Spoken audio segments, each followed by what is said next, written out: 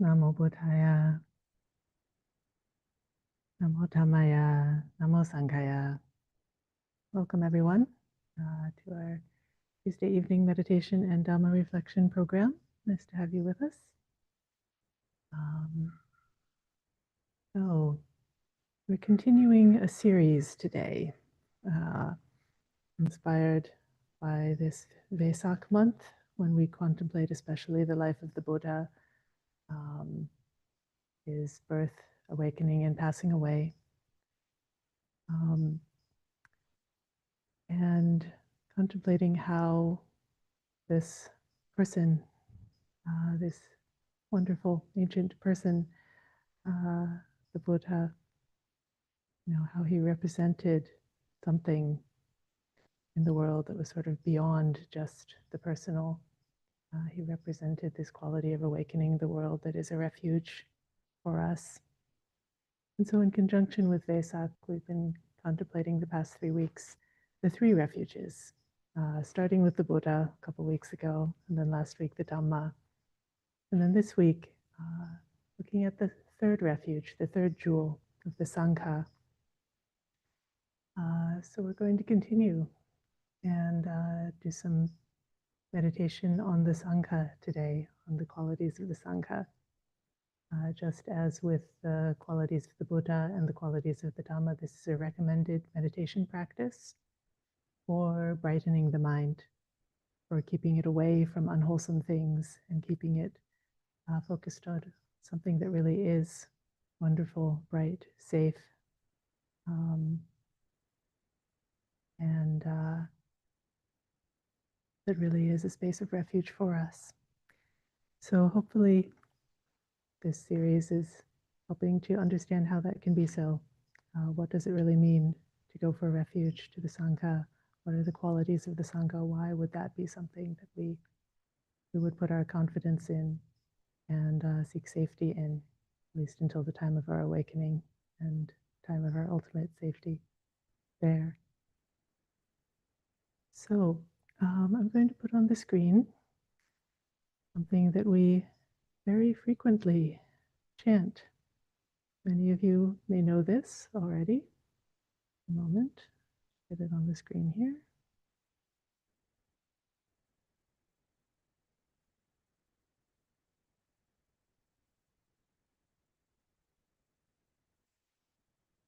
So this is the classical recollection of the Sangha that is chanted every day, even multiple times a day in the monasteries, along with the recollection of the Buddha and the recollection of the Dhamma.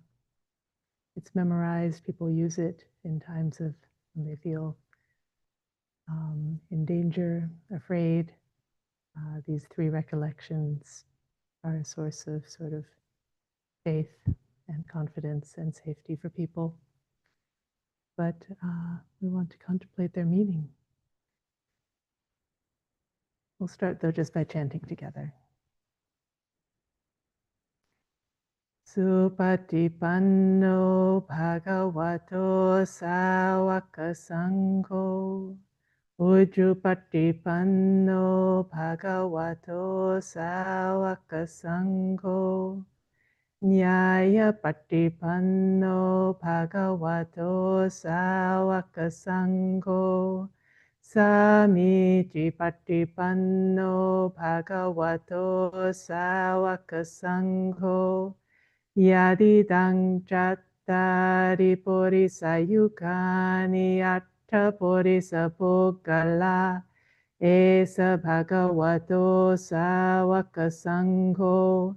Ahuneyo pahuneyo dakineyo anjalikaraniyo anuttarang punya ketang lokasati.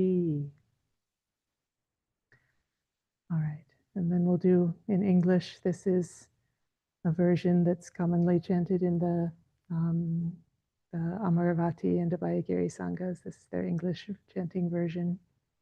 And we'll look at some other translations later, but this one is good for chanting. They are the Blessed One's disciples who have practiced well. who have practiced directly, who have practiced insightfully, those who practice with integrity. That is the four pairs, the 8 kinds of noble beings. These are the Blessed One's disciples.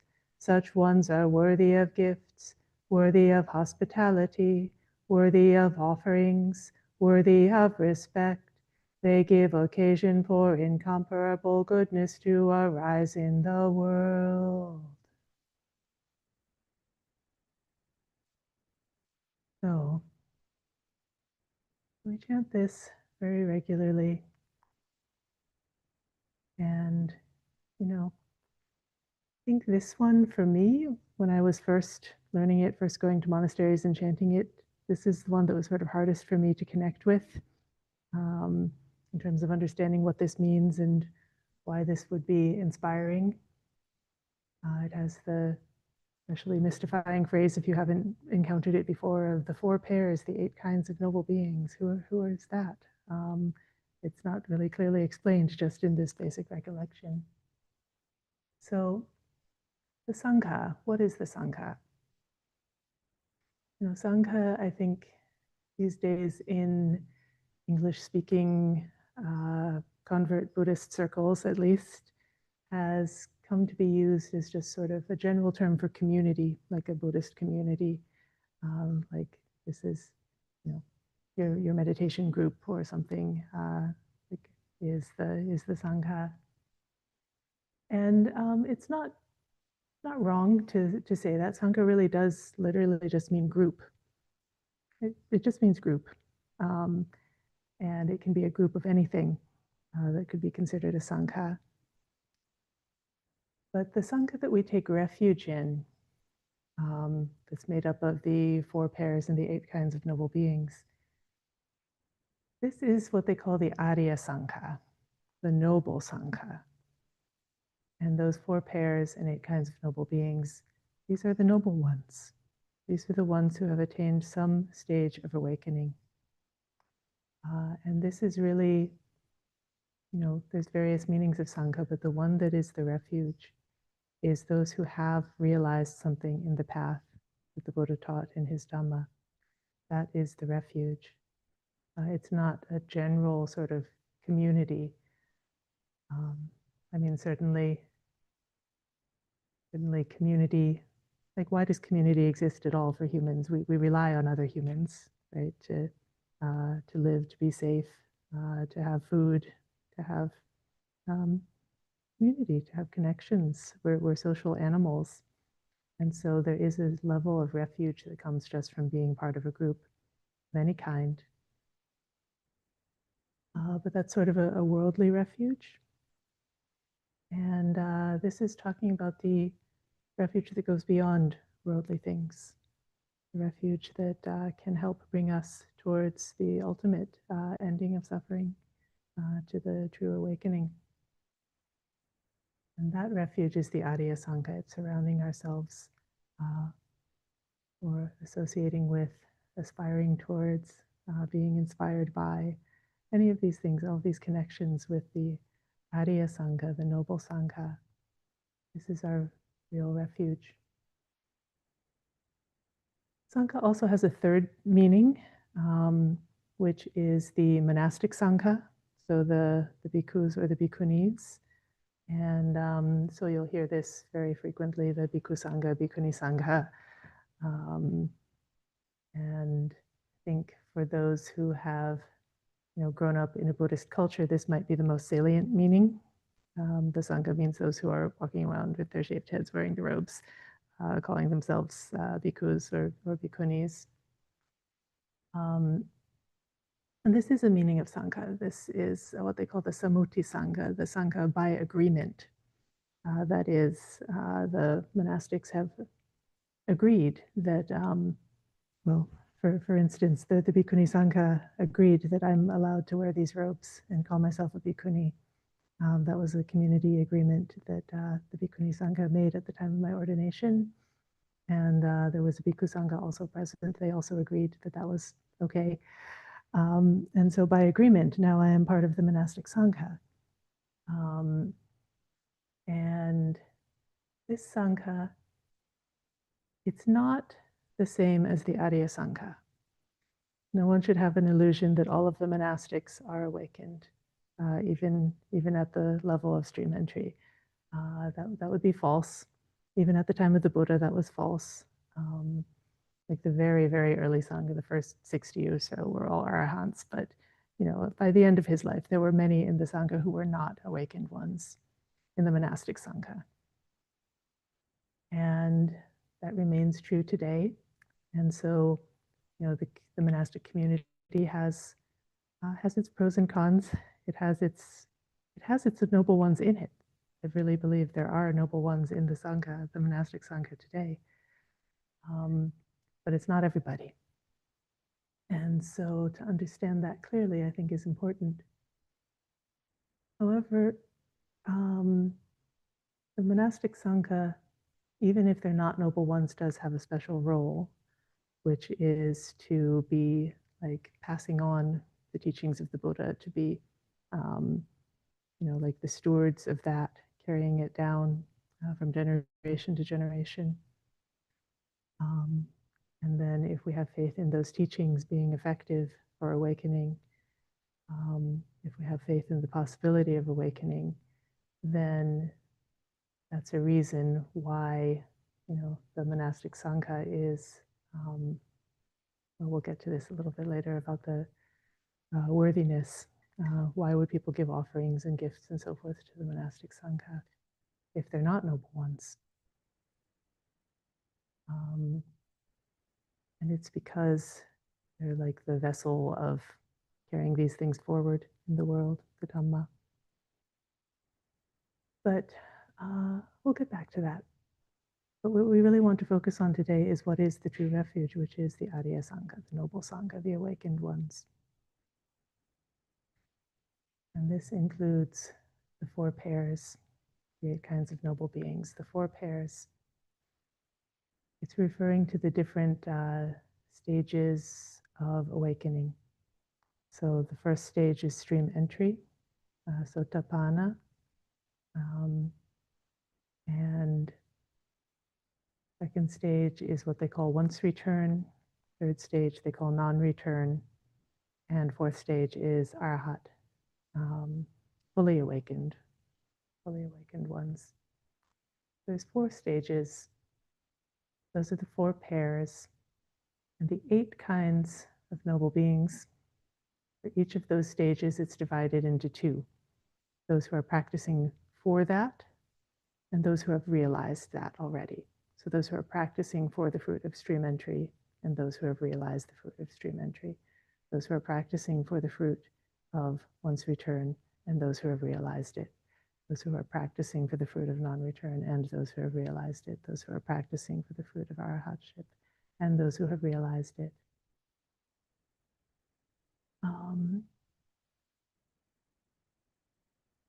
And we could spend a long time talking about what these different levels mean. Basically, they're increasing degrees of purity and wisdom and depth. At stream entry, there's a vision of the Dhamma that arises. The person gets a glimpse of what is the true deep Dhamma, what is the end of dukkha. They get to see that. Maybe brief though. It's it's something that's sort of life-changing, earth-shattering in one way, and also leaves a lot of the personality intact in another way. All the likes and dislikes and things they're still there. The stream enter has not overcome greed or hatred or delusion. They've still got those things to a significant extent. But they've got the basic clue that awakening is possible for them and for others, and that there's a path that leads to it. And they know how to follow that path because they've done it once at least. They've got a basic roadmap.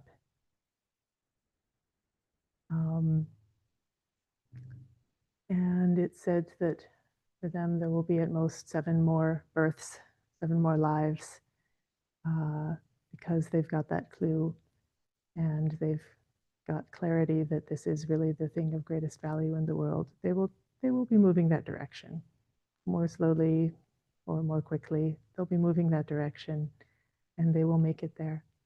That's the promise of what happens at the time of stream entry. The once returner is the one who has developed further and has at least weakened their greed and their hatred. They haven't entirely done away with it yet, but they've really made a serious, clear dent in it. And so a stream enterer, you might not really be able to tell just by being around that person that there's something really different about them, other than that they would be faithful. They would be a faithful follower of the Buddha's teachings. But in terms of the way that they're, interacting with other people and interacting with the world, you may still see them behaving in at least somewhat unskillful ways.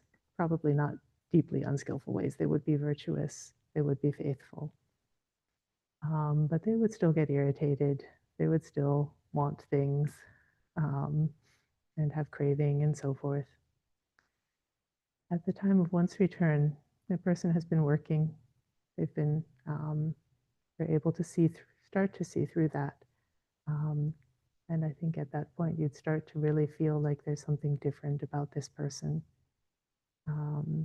If you're close to them, it's like, oh, this person, they've developed something that I haven't. They're just so much more smooth and calm. But it's still not 100%. It's not until the stage of non-return that those things, the greed and the hatred, are entirely done away with.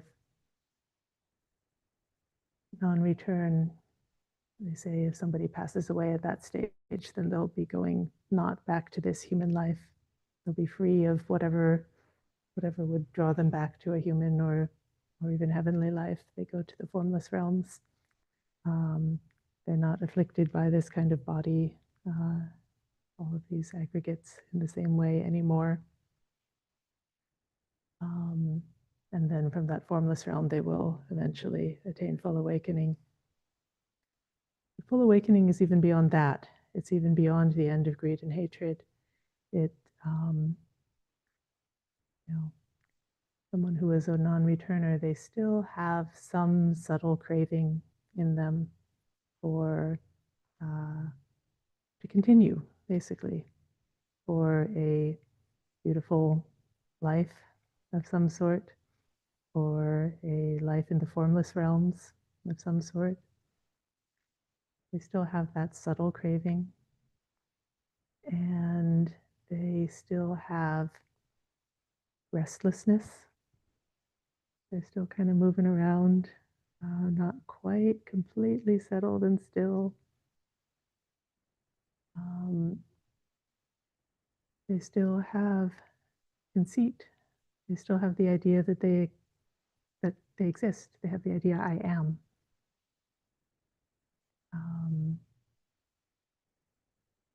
And they still have delusion, not fully seeing, not 100%. It's very clear, but not all the way there. There's still some film that's like preventing them from seeing the full truth at all times. But then even these more subtle fetters fall away at the time of arhatship, and somebody becomes completely purified of these things, completely purified not only of greed and hatred, but also of delusion, also of these subtle clingings and cravings. Restlessness is gone. The conceit I am is gone. There's just purity of mind and heart, and it's permanent. Having reached that stage, one cannot fall back. And this is freedom. This is liberation. This is the end goal of the path. So this is what's meant by the Arya Sangha. And This is our refuge.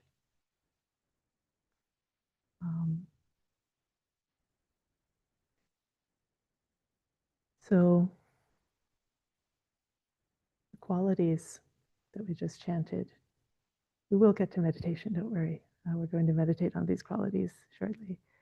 But I need to introduce the qualities first.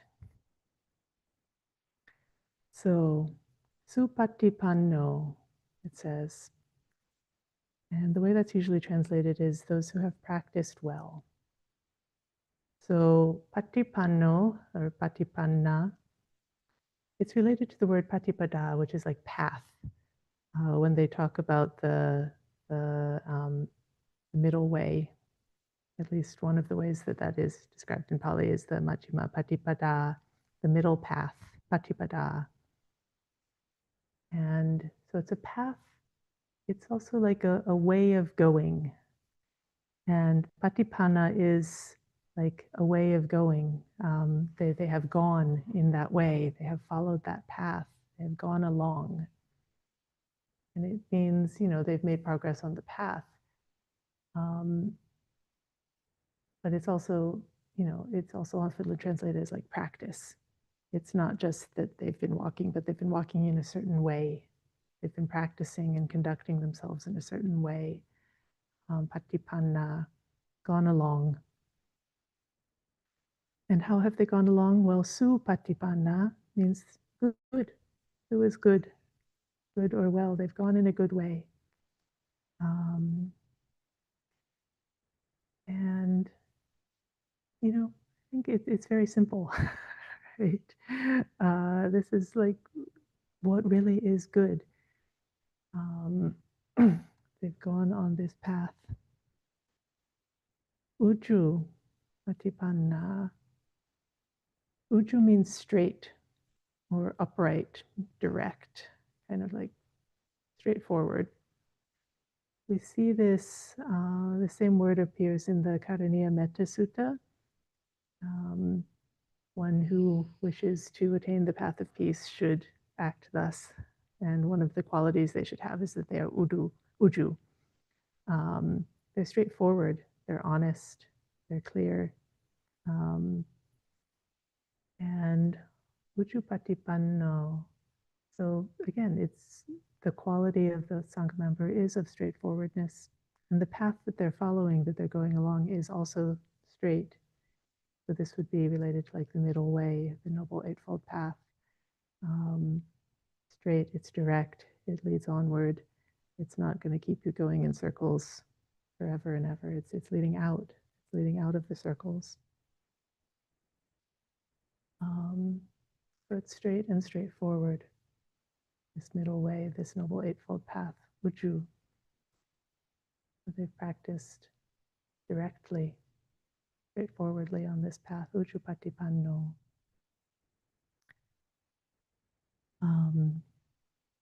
Nyaya Patipanno, that's the next one. So Nyaya, that's the word in it, Nya, and this is actually related to the English word know, knowing, knowledge. So Nya means knowing.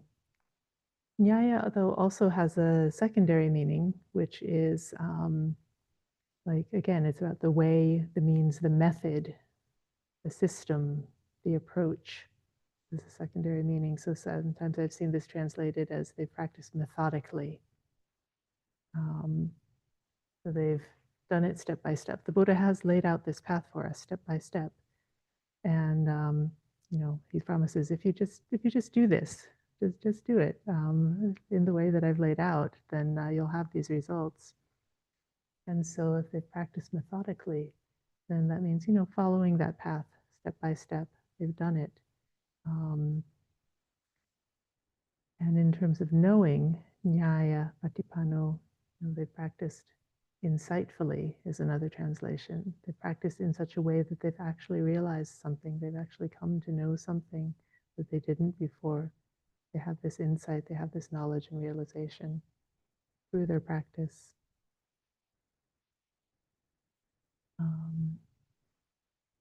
Samichi Patipanno, the next one. So Samichi means the right way, the correct way, the proper procedure, Samichi. And this one we see when we recite the Patimokkha. This is the monastic code of discipline, and on the full moon and new moon night, when we have a Sangha together, the Sangha in terms of monastic Sangha means you must have at least 4 together. If you have at least 4 together and you can recite the Patimokkha, then this word Samichi is coming up in more mundane kind of context. When I was looking it up today and thinking, it's like, oh, right, I've chanted that. Both in Pali and in English. Ayang Samichi means this is the proper course here. And so this comes up sort of at the end of some of the precepts when it's explaining not just like what you shouldn't do. The precept says, don't do this. But then it says at the end, okay, but if you get into the situation, here's what you should do. And there's a few precepts where they explain at the end. For instance, monastics are not supposed to be handling like jewels and money and gold and silver and things. But what if somebody comes visits the monastery and they leave behind their jewels? What are you supposed to do, right? And so the Buddha explains what is the proper course in that case. What is the proper thing to do? Which is that you take it and you set it aside with the idea that they're going to come back and you're keeping it safe for them. But you don't do it with the idea that, oh, this is my jewels now, right? But he says, yes, Ayang Samichi, this is the proper course here. You should take it, set it aside for them for later. There's another precept, like, what if somebody wants to offer you a lot of cake? So you can receive legally up to 2 or 3 bowlfuls of cake. And if you receive 2 or 3 bowlfuls of cake, then the proper course is that you should share it with your fellow monastics, not just eat 3 bowls of cake by yourself. Ayang Samichi, this is the proper course, that you should not accept more than 3 bowlfuls, and you should share. Ayang Samichi. Or another one is if somebody has offered a robe fund into the care of your steward, and then the steward doesn't use it to provide a robe at the right time, well, then the donor is going to be upset. Who gave the fund in the first place to the steward? And well, what should you do? What is the proper course? And the Buddha explains what is the proper course in that case, or what is the proper course for restoring somebody to good standing in the community after they've committed a serious offense. So in this mundane way, it's just like, okay, what do you do? What's the right thing to do in this situation? And so Samichi Patipanna means they've done the right thing. They've looked at their situation, which is the situation that, we're in samsara, we're experiencing dukkha, we're stuck. They've looked at that situation and they've figured out what is the proper course here. What is the right thing to do, given this situation that we're in?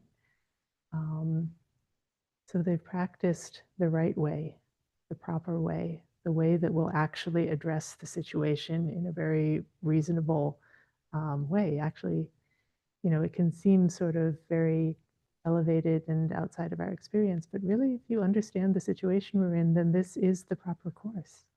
This practice of the Noble Eightfold Path, it becomes like very clear that there's not another way.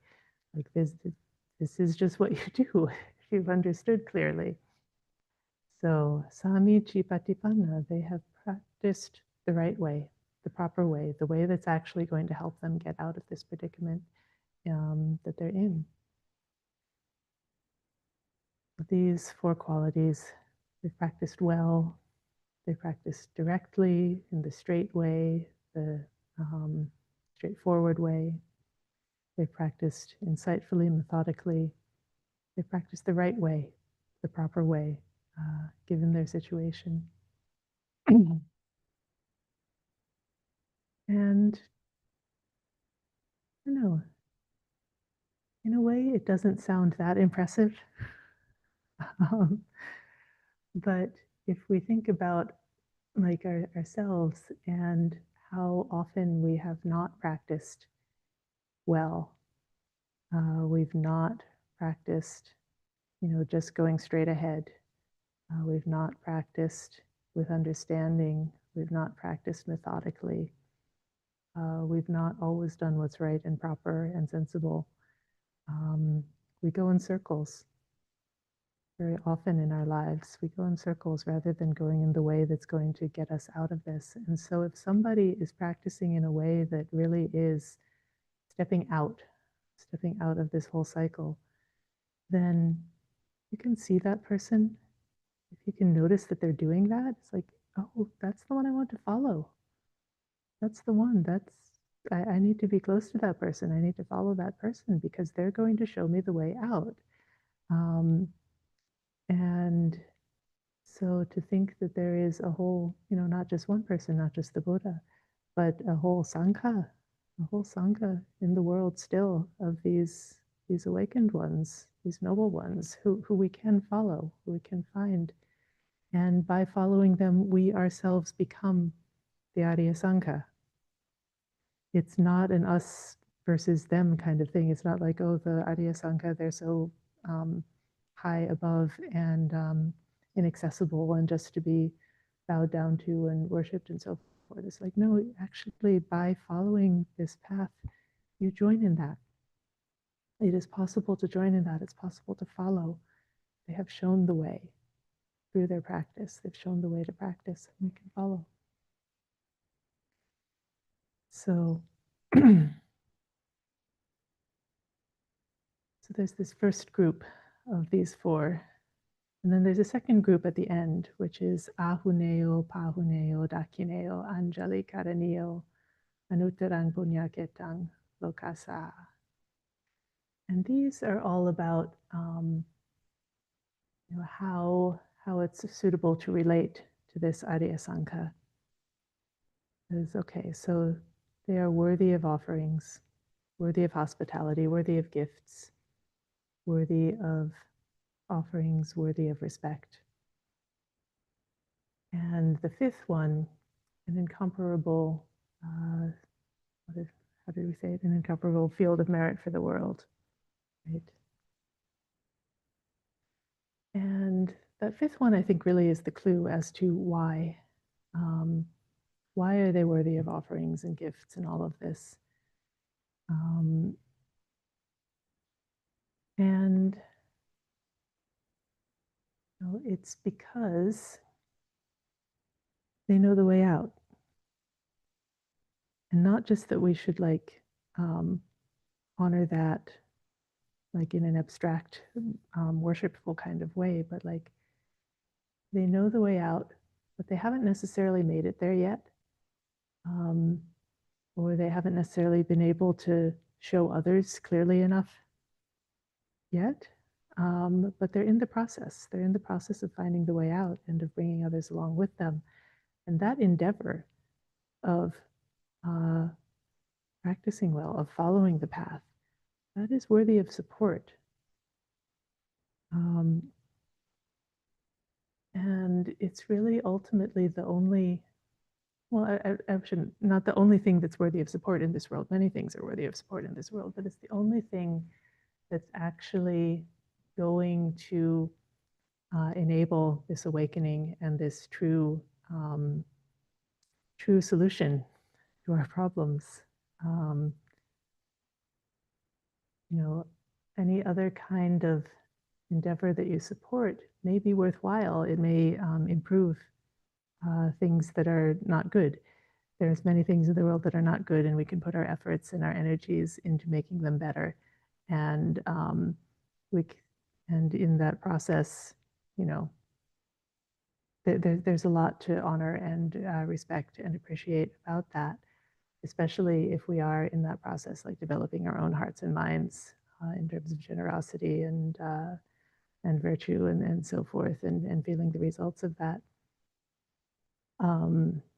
It's worthy to take care of things in the world that are not quite right. But we also know that there's not really any end to that. There will always be things in the world that are not quite right, that are even horribly, terribly wrong. There are now, there always have been, there always will be. This is part of our basic predicament, is that we live in this world that is ultimately just never going to be what we would like it to be. And that's in small ways. It's not the temperature that I like today, right? And in enormous ways, like there's great horrors in the world, right? And the whole spectrum, though, is included. Like whatever we do to make ourselves more comfortable, or to, on a very deep level, support others who are in terrible circumstances. Like, it's not wrong to do that. It's good to do that. But there's no end to it. And when we understand that, when we understand the proper course in relation to that is to practice the Dhamma, is to practice the Noble Eightfold Path, then we look around, we see the people who are doing that, and those are the ones who are worthy of honor, who are worthy of support. So ahuneo means they are to be offered to. They're to be offered what? Requisites, robes, food, lodgings, medicine. He's not saying they need jewels and fancy cars and whatever your favorite luxury item is, but they need the requisites of life in order to continue their practice, and in order to demonstrate that in the world. They need that support, and they're worthy of it. They'll make good use of it. They'll make the best possible use of it. So ahuneo, they are to be offered to. So why 4 different ones here? Ahuneo means to be offered to. Pahuneo means worthy of hospitality. Dakineo, worthy of offerings. What's the difference between offerings and gifts? Anjali Karaneo, to be respected. Well, I think it's sort of just pointing out that we shouldn't be thinking of like, okay, I'm going to support them in this way, but not this other way. Like there's different categories, right? So pahuneo, hospitality. There's a whole like culture of hospitality, of especially in India. I've been told that in India, the guest is God. And you save the best things for the guest, and do your best for the guest. And so like for a monastic, you want to treat them like that. Or I mean, not a monastic, a member of the Arya Sangha. Treat them like that, like welcoming them into your home, welcoming them to like be associating closely with you like a guest, like an honored, beloved, respected guest in your home. Creates that connection, a deep connection there. Dakineo, so dakina is the kind of offering that it's like a religious offering. It's not a gift. It's like the kind of offering that you would give to a teacher, to a a guru, somebody that you think is like a religious specialist of some sort. There's like a category of religious offerings. A donation. And then Anjali Karaneo means to be respected. And that's like the offering of, often people say this is Anjali. I think traditionally it's actually like this. It's like cupped palms is the more traditional, what Anjali actually means. But often today we've changed it to this. But in any way, it's a gesture of respect. It's a gesture of sort of honoring and putting something else above.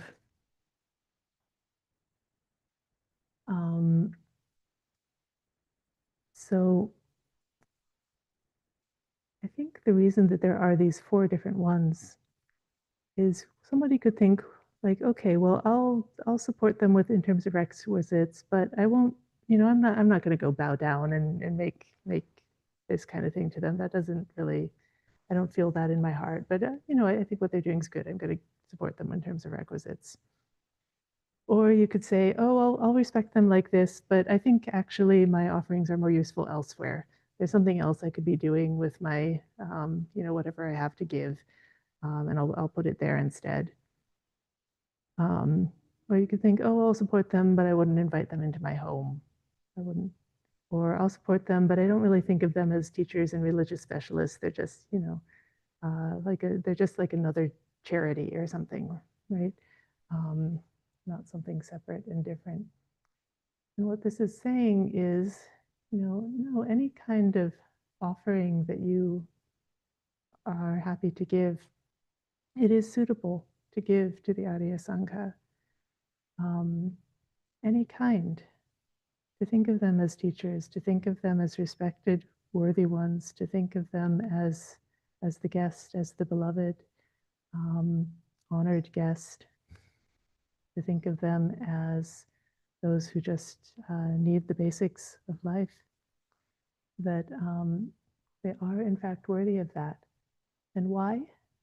It's because they are the incomparable field of merit for the world. So the field is like, field is fertile. If you go to a, dry, sandy desert and you plant a seed, it's not going to grow in the same way as if you go to a very well-developed, rich, moist soil. There's a difference in that. And if you want to grow a lot of beautiful things, a lot of fruits, if you want to have the rich harvest, then having the soil there, putting your seeds in the appropriate soil to grow those things, that's suitable. That's the proper course. It's to put your efforts there into developing that. It says, supporting this Arya Sangha, this group of the noble ones, that's actually the richest soil.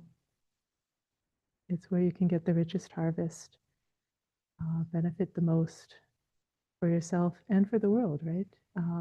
Probably not going to just eat all that yourself. Like, you can feed many people. Many people can be fed from a rich harvest like that, from rich soil. So the Sangha, it's those who are practicing well, who will make good use of those offerings, who will make them grow and flower in the richest possible way.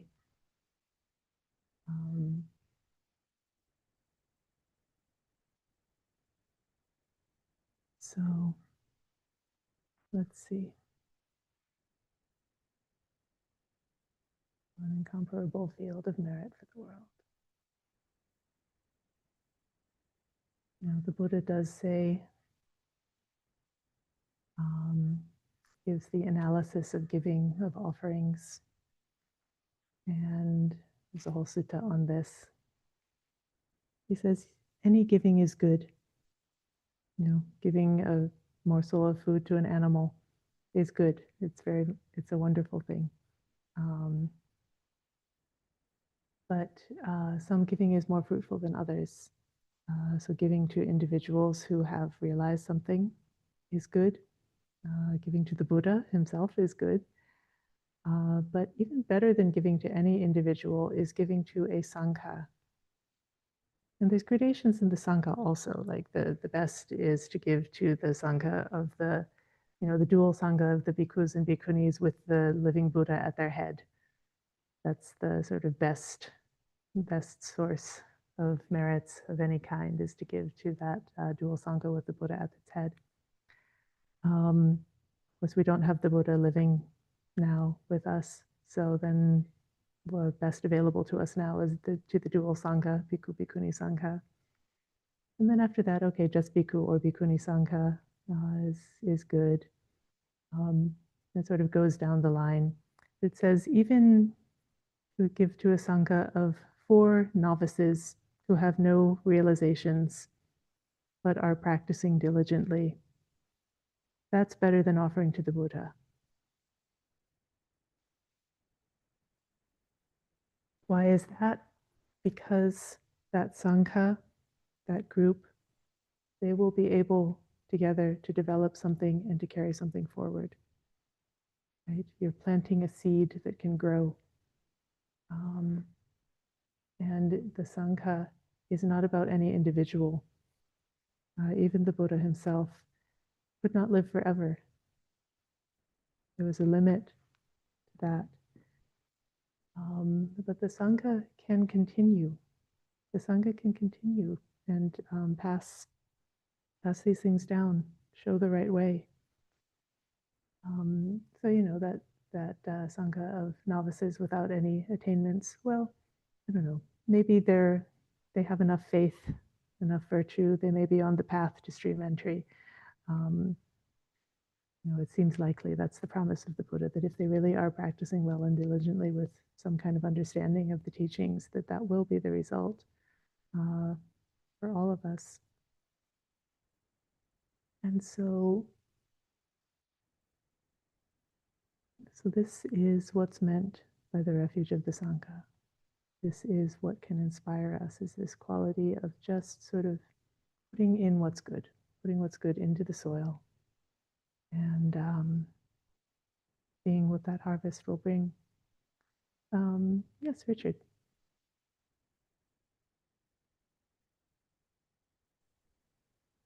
Thank you, Aya. There's actually a mistaken idea that the 8 persons are the noble Sangha. Bhikkhu Bodhi mentions this in introductions, and I don't know who else says this, but if you look at all the suttas, Buddha is describing a noble disciple, which can be any one of the 4 noble attainments. One of the things he has confidence in is the Sangha of the 4 individuals. I'm not sure how they put it, in 8 types of persons, something like that. But they're not described as the noble Sangha. It's the noble disciple has confidence in the Sangha.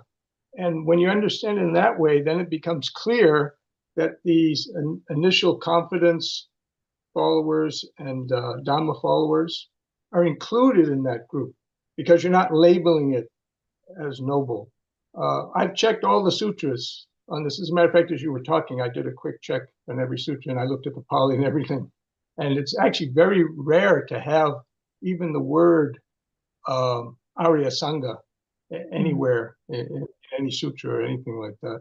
And it's usually just an epithet, like I think you were going over some of the chantings and stuff like that. That's usually where you find it, because that's actually taken, those chants are usually taken somewhere from a sutra or something. But for those 8 types of people, they're not described as noble Sangha. It may be a commentarial thing. I'm not sure where Bhikkhu Bodhi gets it, because he does mention it several times in his commentaries, actually. Because as I looked through all the sutras, I passed by his commentaries as well, and that's where it kept appearing, that type of idea. But the sutras themselves, no. The other place those 8 types of people are described is when Buddha is talking about contemplating the Sangha. He describes it as these 8 types of persons, 4, whatever it is, 4 individuals, 8 types of persons, or something like that. Again, but he does not there either describe it as the noble Sangha. Okay, so, but he does say it's the highest of all Sanghas in these descriptions. He's saying this Sangha is the highest of all Sanghas. Anyways, it's just a point, and it just makes it easy to understand. Otherwise, you're trying to. I used to do it too. As a matter of fact, I thank you very much for bringing this up, because I kept thinking that, but it doesn't seem to make sense. And so taking this couple of minutes to quickly look through everything, find all the references, hey, no, Buddha never said anything like that. That's just some kind of common idea or something that's arisen. And now I can see what they're talking about and why they include those who are practicing for I prefer to say hearing entry, okay, as being included in. So, anyway, that's my view. Thank you very much for listening. Yeah, thank you. I think, sorry. Sorry. Yeah, I think you're correct that this word Arya Sangha, it's not appearing, certainly not in what we just chanted there, in what's chanted regularly. It doesn't actually say this is the Arya Sangha. It says that it's the Savaka Sangha, and that means the community of those who have heard and the commentaries say have put into practice the teachings of the Buddha. But Savaka means one who's heard and listened. Literally, that's what it means. And, I think it is commentarial to say, okay, well, they've also practiced it, they've also realized it. But I think we can also see in this recollection of the Sangha, which does go back to the early texts, it doesn't say the word Arya Sangha here, but it does say that, this is the recollection of the Sangha. This is the Sangha that we should contemplate. This is the Sangha that we take refuge in. And it's true, it's not using the word Arya for it. And so, so Arya may be a different concept here. I think the Arya, describing this as Arya Sangha, I think is from commentary. I think it's from the Visuddhimagga. They talk about Arya Sangha and Sammuti Sangha there, I believe. And so that's a very common, widespread way of talking about it. So I know I'm certainly in the habit of it. But I think you may be correct about that Arya Sangha does not actually come from the texts. But still, this classical, before pre-classical, this foundational way of describing the Sangha is from the ancient texts, and it is talking about these repairs and the 8 kinds of noble beings as those that we recollect in Sangha Nusati, when we recollect the Sangha, as those that we take refuge in when we're taking refuge in the Sangha. So this is, yeah, they don't say to go. Can I say one thing? Yeah. Can I say one thing? I'm not implying that we should look down on, members, who have not had any noble attainment or anything like that. I'm just saying that it's a little confusing.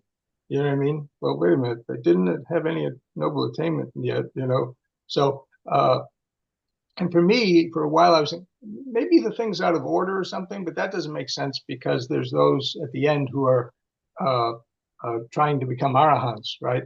So it doesn't seem like it's like the order or something. And so anyway, I'm just saying it was very revealing to me just now. It took me a couple of minutes because of the way I have things set up to look through it all and see that, oh, Buddha actually never described it that way. He just describes it as the highest and best of the Sangha.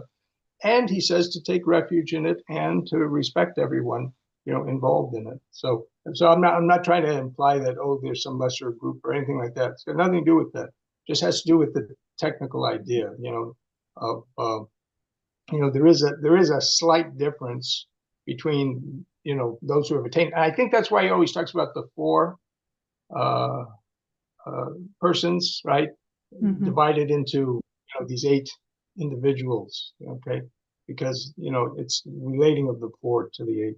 But anyway, just I don't want anyone to get the this idea that I'm saying that if someone's not a noble attainer, to disrespect them or to disregard them or something. It's not that at all. Anyone interested in Buddhism, I'm very happy for them. Anyway, thank you for this. Yeah, thank you. Yeah, I wasn't thinking you were being disrespectful. So, James, yes. But Um, I wanted to ask, was the four referring to uh like upasikas and upasakas and then bhikkhus and bhikkhunis? In this case, no. The four pairs are so there's a pair of the it's the path and fruit for each of the four stages of awakening. So Oh, the one who's practicing for stream entry and the one who's realized it, that's one pair. And similarly for the other four stages. So the four pairs and then path and fruit for each of those are the 8 individuals. So those are referring to the same things. Yeah, there are the 4 assemblies of the Buddha, which is the bhikkhus, bhikkhunis, upasika, upasaka. And those are not referred to as the 4 sanghas. They're referred to as like the 4 assemblies. It's parisa. uh, Parisa, it's a different word. And yes, that's also an important concept. And it's important to understand that there are, you know, there are, there's overlap, there's intersection in all of those groups, right? All 4 of the 4 assemblies of the Buddha had those who had noble attainments in them, right? The bhikkhus and the bhikkhunis and the upasakas and the upasikas, all 4 of those. You can find noble attainers within those, but they're sort of different concepts. yeah. I also had another question. I this one isn't really related, but I wanted to ask if like it's okay to practice multiple like sects of Buddhism, like if you want to practice both Theravada and Mahayana, or like if you want to take things from Vajrayana and then kind of integrate them with Theravada practice, or should you just kind of like just stick to one school? Um, I I don't want to make any blanket statement about that. Certainly, I know a number of practitioners who mix, who take things from different schools and practice in different schools. And I think some of them are quite good practitioners, and they're finding things of value in it. And how did we get so many schools? It's because the Dhamma spread so wide and so far and needed to sort of adapt to many different cultural contexts and become relevant and to whatever was going on at that place at that time. And I think there are great practitioners throughout that whole history in the various schools.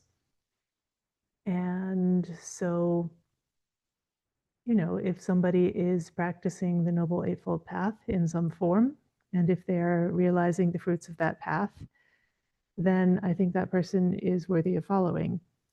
And so then the discernment is to know, like, where are those people? Who are they?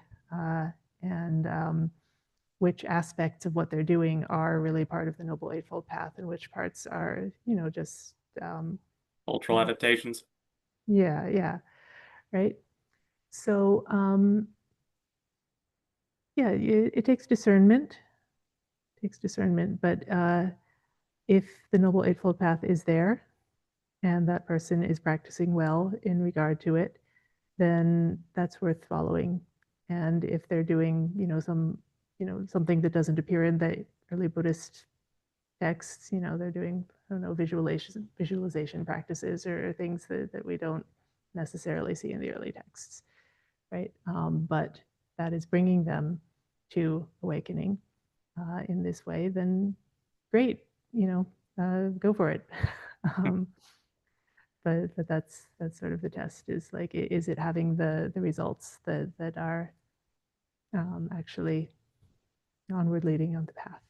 Yeah, you'd have to like try and like use like is this helpful to the path or is it not? And I guess so just I find myself gravitating more towards Theravada Buddhism anyway, just because it's the simplest path. It gets quite complicated when you talk about Mahayana practice and stuff. But I generally do adhere more towards Theravada Buddhism and will probably ordain in Theravada Buddhism someday.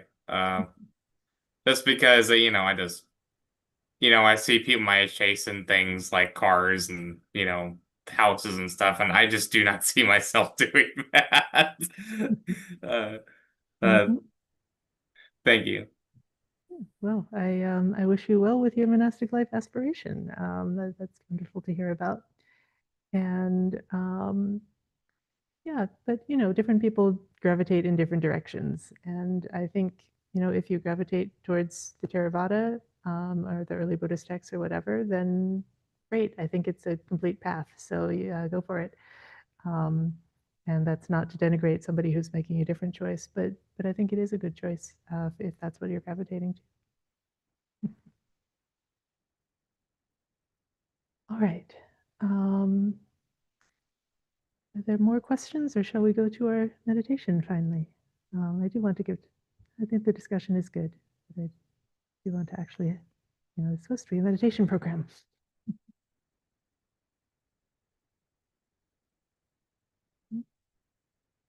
All right. Well then, let us actually do this recollection of the Sangha. And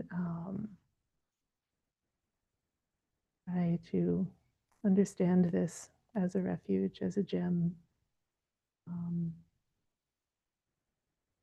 as part of our path, this recollection. So, and come into your meditation posture.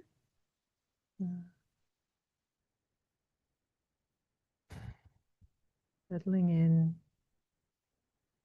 sitting in a way that's dignified, upright,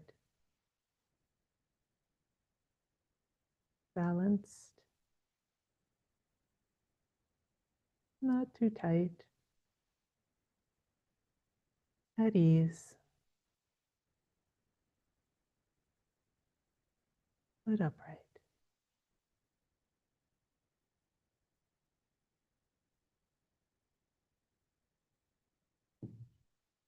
And knowing the body as it is here and now, taking a moment to check in with it, feeling the posture, feeling the breath coming in and out.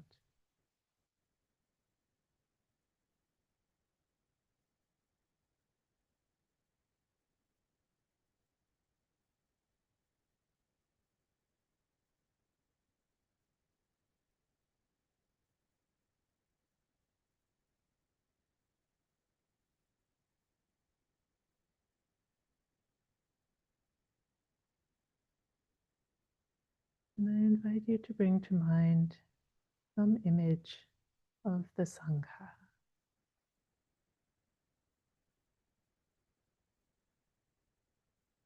Maybe it's the image of the Buddha sitting together with his disciples on a full moon night.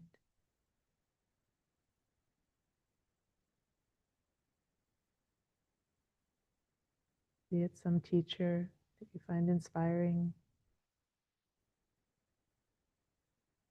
in the present day.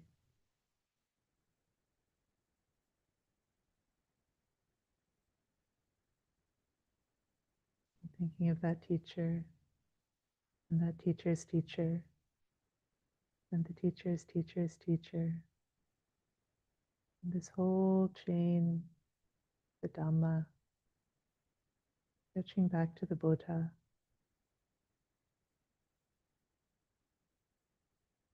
Sitting together with the four assemblies.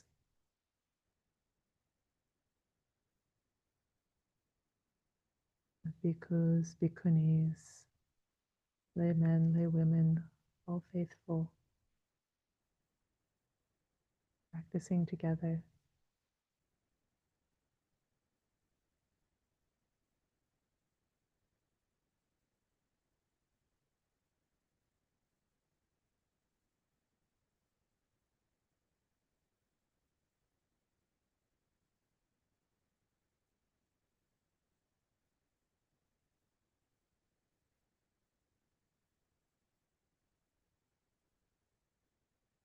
Blessed One's disciples who have practiced well,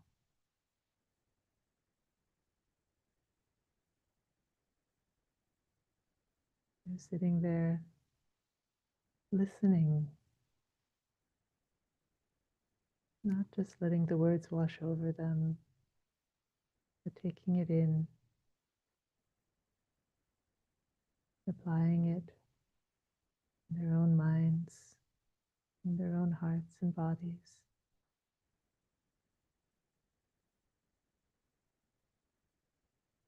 Applying these teachings, practicing well.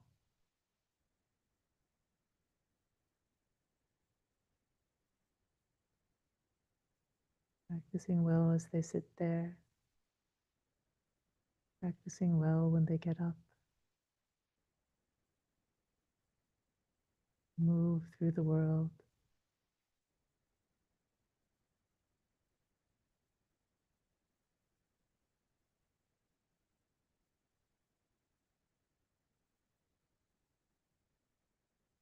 The way they walk, the way they move, the way they speak,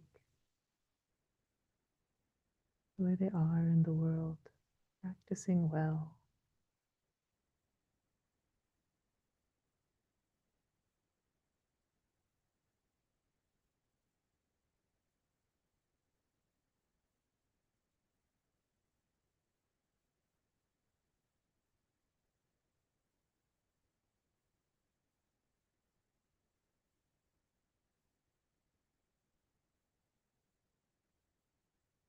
Practicing directly,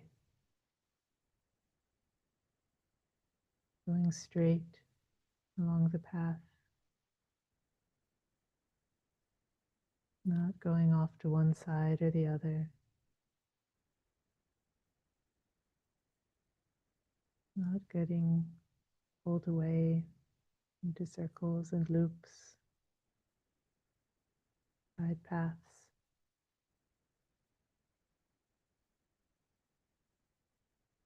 Walking directly on the Buddha's path of awakening, the middle way,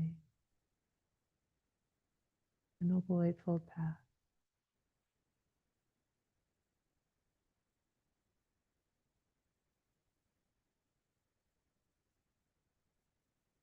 So many people walking this path together.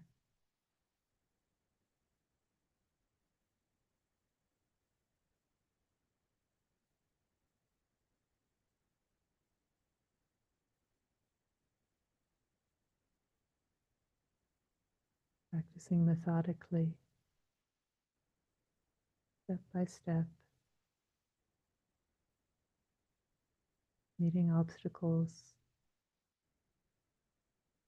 overcoming them, step by step.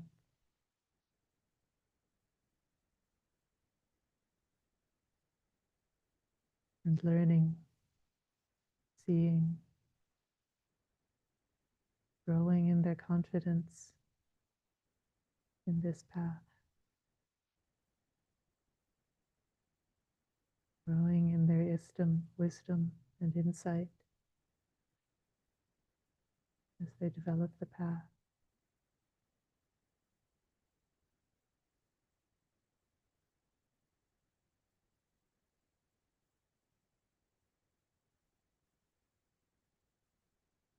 Practicing with knowledge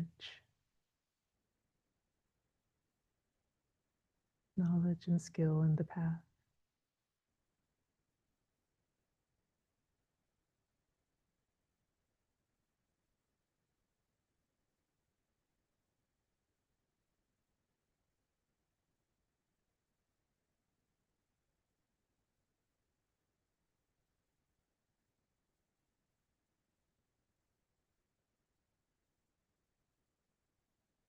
Practicing the right way, the proper way, the way that leads them out.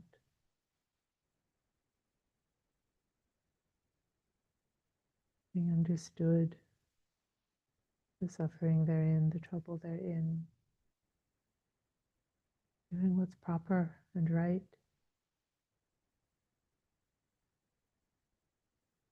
practicing with integrity,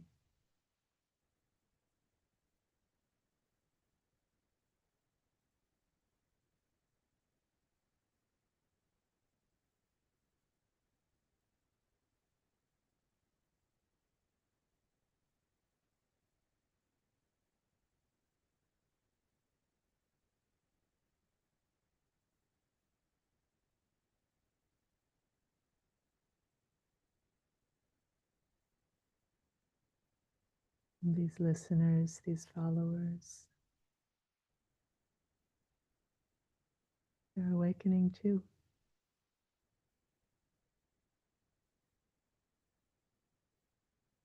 Some have gone all the way. The mind's forever free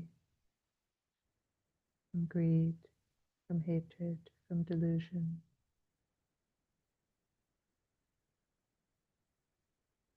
Fully released from all suffering. There are those in the Sangha who have realized this.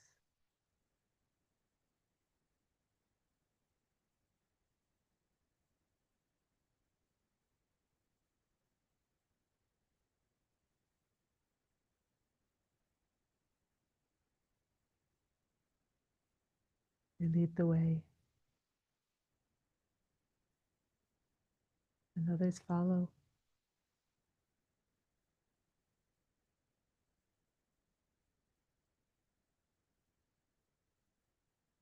Some are further along. Some have a longer way to go. They're looking forward along the path. They're seeing who is leading. They know which way to go. They know which way this path leads.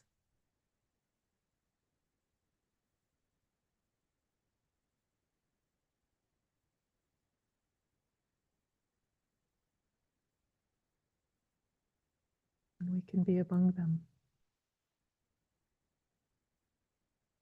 We can follow whoever is nearest to us, whoever we can see, whoever can lead us. We can follow.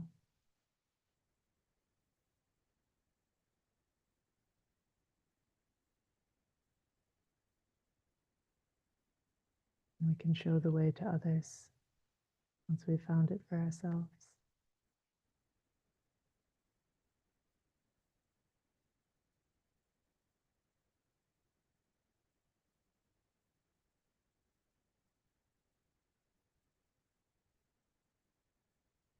And all these listeners, these followers of the Buddha, they're worthy of support on their journey.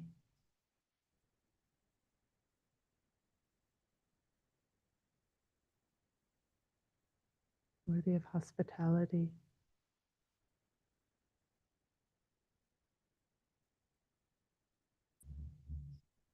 Worthy to be treated as teachers and guides. Worthy of our respect, our gratitude, our honor.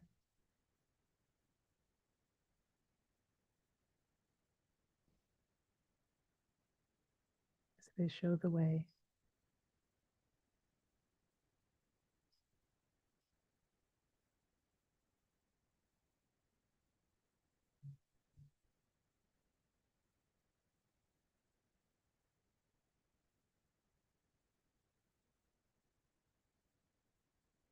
They're the field of goodness.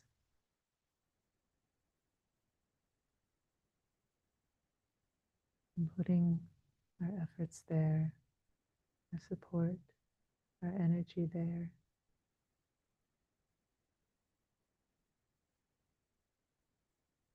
Has such incalculable benefit for ourselves, for others.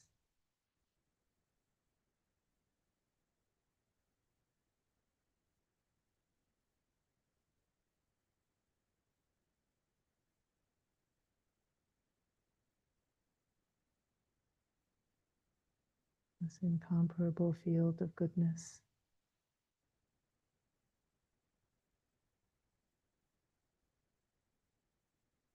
This Sangha of disciples together on the path.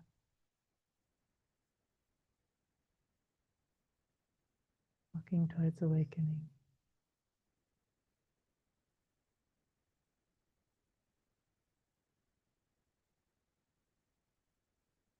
This is our refuge.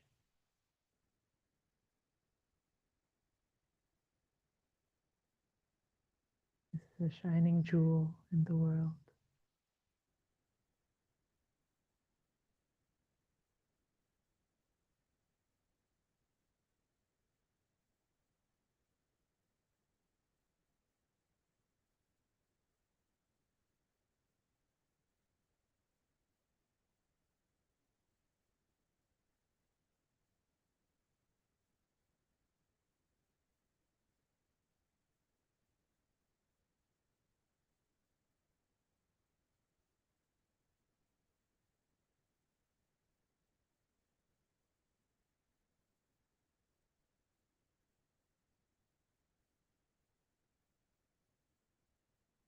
Through this recollection, make your mind like a temple, like an Uposatha hall, inviting the Sangha to come and to dwell within.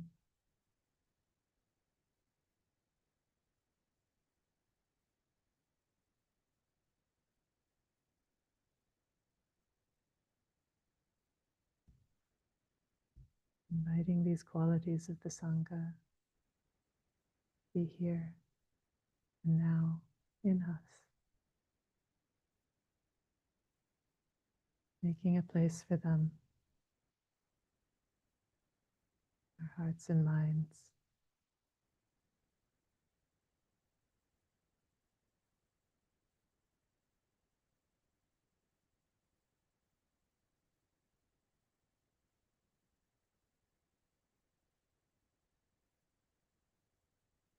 Inviting in the Sangha that has practiced well,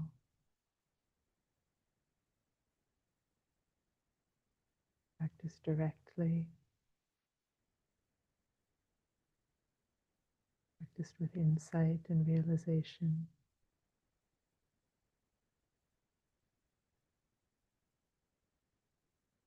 Practiced with integrity, the only proper way, only right way to go.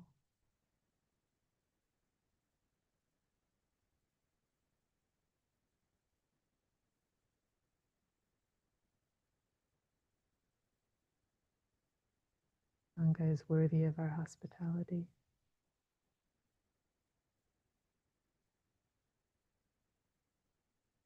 We invite them to abide here in the temple of our hearts.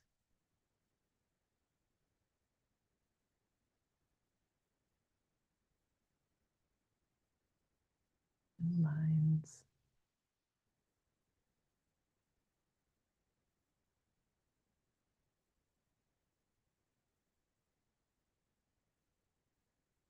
We offer gifts. We offer reverence.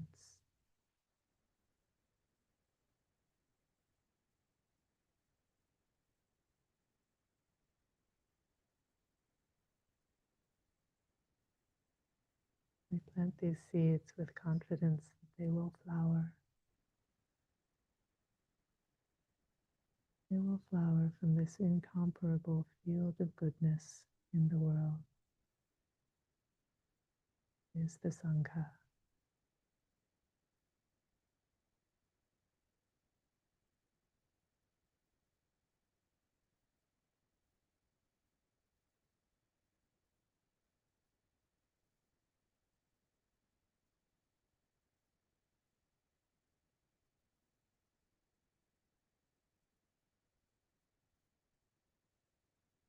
We'll be quiet for a bit, but please continue to invite these qualities in. Invite them to be present.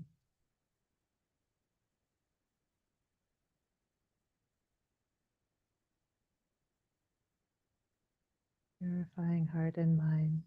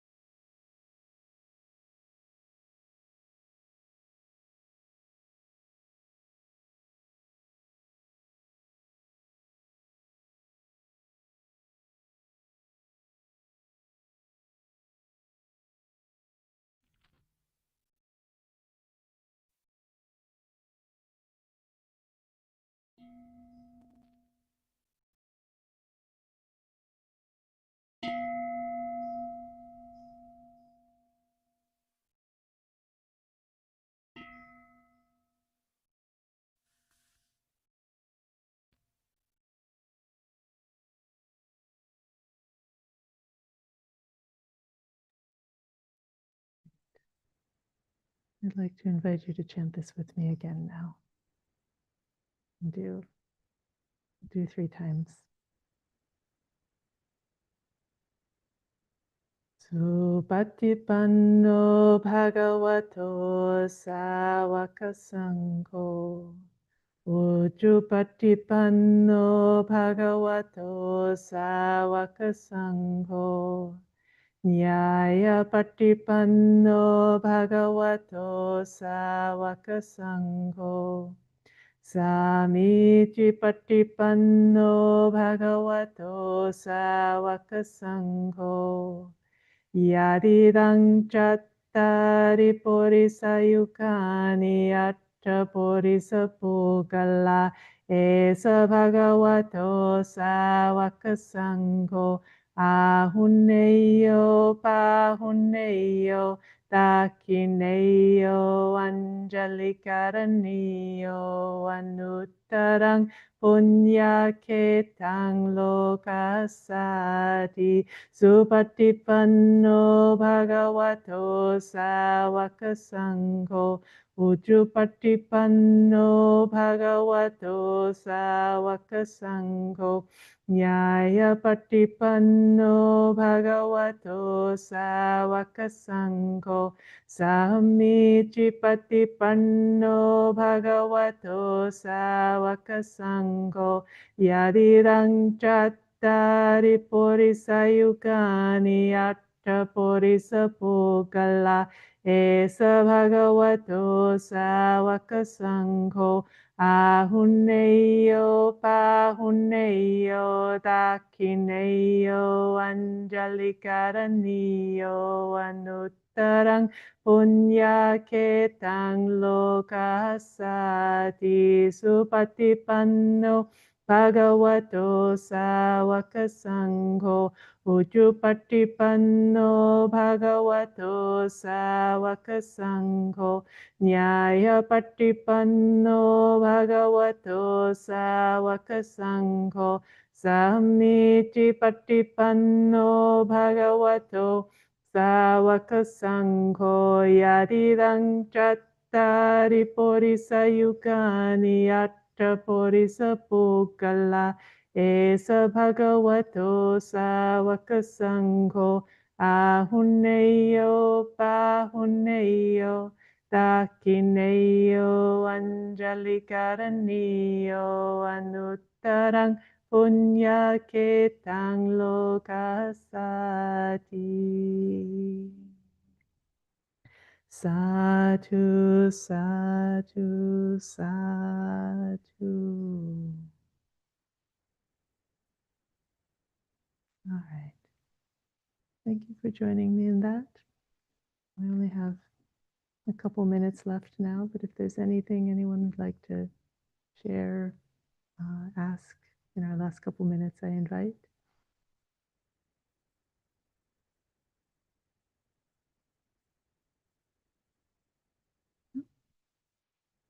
James.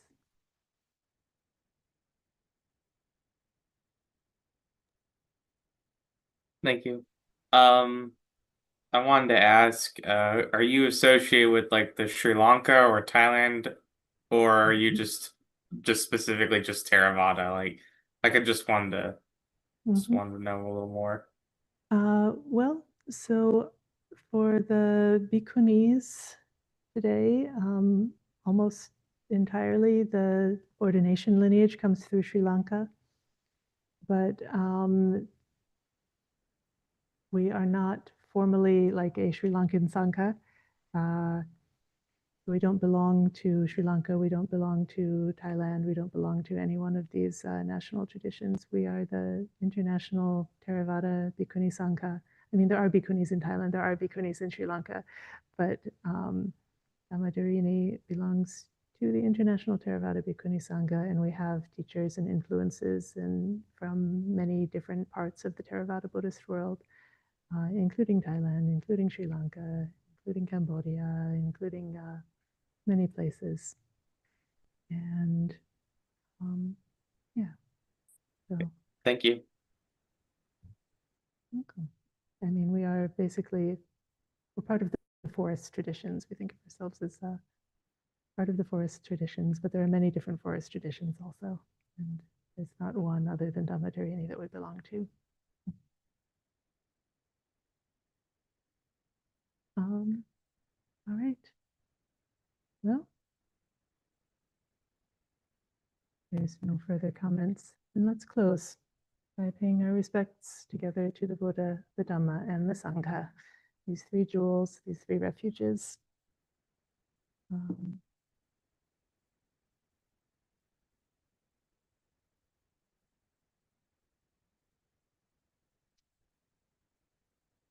Arahang Samma Sambuddho Bhagawa Buddhang Bhagawantang Abhivademi Swakato Bhagavata Dhammo Dhammang Namasami Supatipanno Bhagavato Sawaka Sangho Sanghang Namami.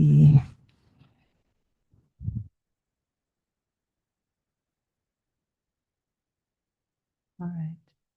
Thank you, everyone, for your patient listening. Sadhu, sadhu, sadhu, Arya. See you next time.